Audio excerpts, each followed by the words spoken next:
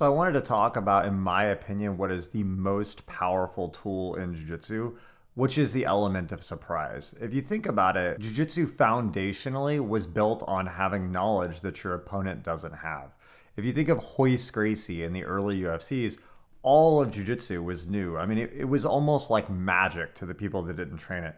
That's why Royce Gracie, being relatively small, was able to choke out and beat all these bigger, stronger opponents. So nowadays, Jiu-Jitsu obviously has advanced so far. We have ADCC, we have CJI, it's a global sport, it's become so popular.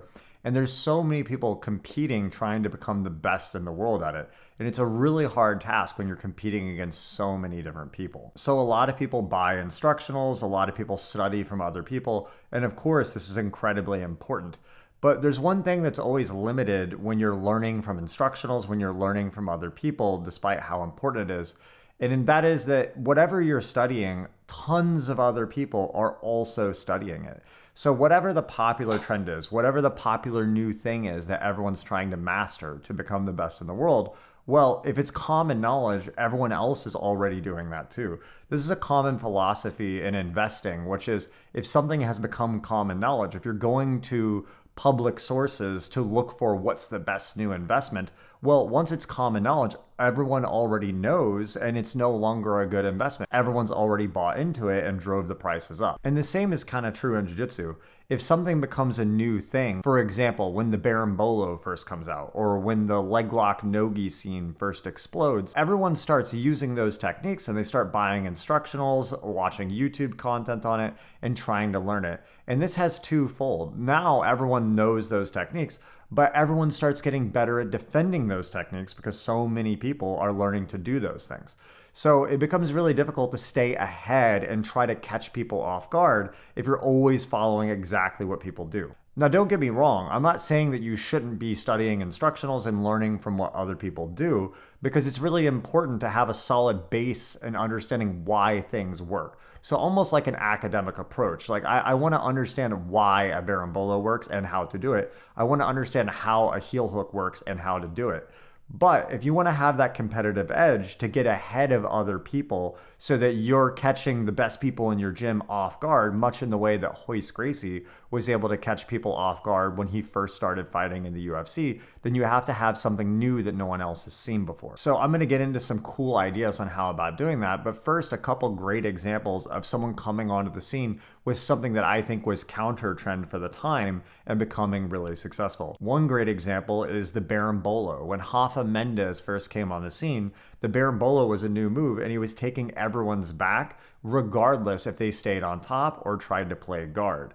This worked so good for so long, but then there was a huge craze around the Berimbolo, and this started to turn into these really boring matches where both people stayed on their back, which eventually led to rules against the double guard pole position. Another great example is the recent no-gi leg lock explosion. For a long time, leg locks were kind of viewed either negatively or maybe they weren't as effective in no-gi, but after the big no-gi craze with the Danaher Death Squad and Eddie Cummings, the no-gi scene blew open and so many top-level competitors were getting leg locked. If you think of Lachlan Giles leg locking Kainan Duarte, Patrick Gaudio, and Muhammad Ali, it's because they didn't have knowledge in the position. Once they learn these positions, it becomes much harder to do. Another one of my absolute favorites, which is close to home because I train with them all the time, is the explosion of the Matrix attack from Espen Mathisen and Tommy Langaker. When they first started using this position, it blew up on the scene, and they were both in their first black belt world run able to medal, and they caught so many people off guard, these Matrix attacks taking the back, and they became extremely popular and changed the way a lot of people play open guard and the way people play K guard and attack omoplatas. Another fun point with some of these things is when some of these new techniques or systems explode on the scene, certain things that didn't used to work in the past suddenly become relevant again. So for example, the omoplata, a lot of people posture out of, so it can be really difficult to force an omoplata if you have a very strong posturing opponent. But the fact that the person postures out makes going for the matrix really easy to go for the back. So it makes the omoplata a much more threatening attack. Whereas of course it was effective before, but now it becomes much more dangerous when combined with this new matrix explosion. And this leads to another cool point with it, which is old things can become new again. Butterfly guard in the 90s and early 2000s was extremely effective in jiu-jitsu and one of the most common guards to play. But as people started learning to standing pass and passing a lot more when they're up, it became very hard to get to butterfly guard. So a lot of people started discounting the position. Adam Wardzinski came on the scene, and instead of trying to develop a new position, he kept working deep on a position that other people didn't see the value in, doing deep work, developing beyond where other people had gone with it. And this allowed him to develop new systems that no one had ever done before, so that when he started competing, no one knew what to do. And in addition, when he sweeps at the position, he comes up into such a strong passing position, it's hard to even initiate a guard to try to defend the pass. Another great example is the body lock passing system, which I don't know the exact origins of it, but the first time I remember really seeing it was Gordon Ryan using it against Hamula Bahal, who at the time was one of the best guards in the world in the gi and also very well respected no gi. And Gordon Ryan was able to pass him very well using this system, and it's still foundational in the community today. But now everyone is already using it. So the goal now is for people to go, how do we find something new? And this is the tricky thing with it. If there was an obvious, easy way to come up with a brand new thing that no one has ever seen that was really effective, then people would be doing it all the time and it would be common knowledge. That's the tricky thing with this. So I wanted to share some ideas about developing these kind of things. I think a lot of people, especially people who listen to my kind of content, they're really, really analytical and they try to be organized. And the tricky thing is you need to have this balance of organizational logic ability, but also the ability to tap into intuitive learning. And that's such a tricky thing, especially for engineering, math-minded type people. I was reading a book recently by Matt Ridley called How Innovation Works, and they talk a lot about this idea in a lot of different fields. A lot of things that we think of as very scientific and organized actually were first discovered by accident. So if you think of the first vaccines, it actually came from Edward Jenner, who noticed that milkmaids who had been infected by cowpox never actually got infected by smallpox. So he didn't go out looking for that. It was just an accidental observation. And then that led into the discovery of vaccines. Another great example is Alexander Fleming discovering penicillin. He was studying staph bacteria and he had left a petri dish out and it got contaminated with mold. And he noticed that the bacteria around the mold had all died off. And this led to the discovery of penicillin. So the thing is that so many things are actually accidentally discovered, and so often we're trying to logically understand. And while that is so important for understanding what has been done before us, we have to come to this place that we're discovering brand new things.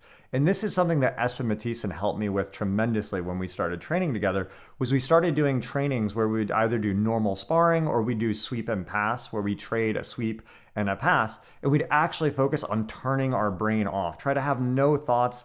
Don't think about using the systems you like to use. Just go with gut instincts and just kind of move and just get high volume movement.